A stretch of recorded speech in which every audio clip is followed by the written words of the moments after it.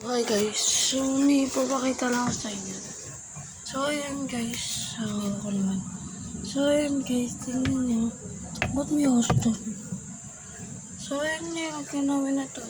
Ito yung spin, wash timer, ano yan? Basta yan, drain, mga drain. Ayun, mga ganyan, tapos may drain, tapos 1, 2, 3, 4, 5 spin timer yan. So may ganyan dryer, pero marang din wala. Nakakabit lang yun. So magkapareho lang yan. So maraming ganyan natin. So marami din dito na ikukwento ko sa inyo na parang So kung napanood nyo kanina, basta yung ang ganito lang, may clear lang yung video. So ngayon hindi mo na akong bibideo. May clear lang muna yung ibibideo ko. Siguro mga 1 or 5 or 6 or 7, mga ganun lang muna. So for today's video is so ito muna yung pag-aaralan natin. So may mga dito, so may spin, tapos pag pinalitan mo may wash button. Ipupunta mo siya dito, so pupunta siya wash, tapos papunta dito naman yung papunta ng spin.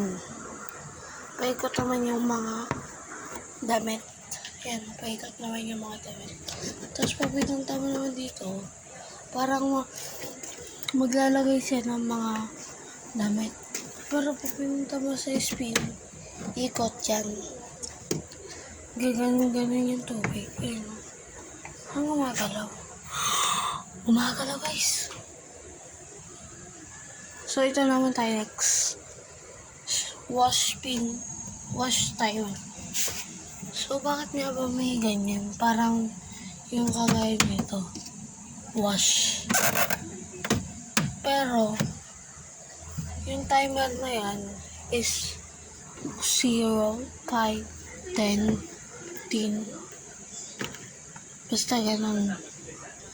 Hanggang 35 yan. Tapos may soft siya nakalagay. Hindi ko alam. Basta soft yan. Tapos ito yung off. Tapos ito naman guys. Ito yung lagay ng damit. Ito yung lagay. Ito yung lagay ng tubig.